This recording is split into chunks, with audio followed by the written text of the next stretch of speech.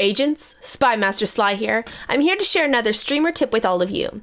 A lot of us have seen many overlays for our streams, have a lot of commands in our chat, yet one such overlay that I want to share today puts a nice spotlight on raiders or even fellow streamers that we like, the shoutout command. Going to Twitch Guru, this website right here, we can find a lot of amazing tools for us agents. One such tool is the Shoutout Player.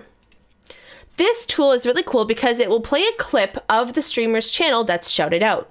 So if I go here and I have my shoutout command typed out, press enter, it's going to play a random clip of that streamer that I'm shouting out.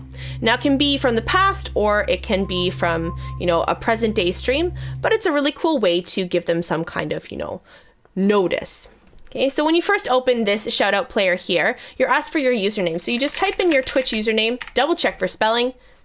That's always important. Advice from a teacher. And it asks us to turn off or on our channel points.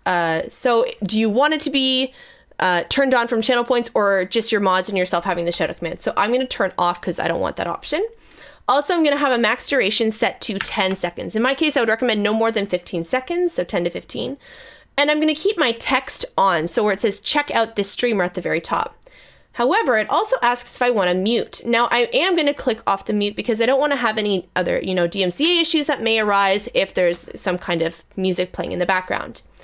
Next, I'm going to add my shoutout button. So depending on what you have it set to with your bot, whether it's Stream Elements or Nightbot, etc., you're just going to add that there. Mine is !SO. And I'm going to leave the streamer username blank because it's going to work for all of the streamers that I'm shouting out. The last and final thing we need to do is we're going to type in the browser source URL. We're going to copy to clipboard.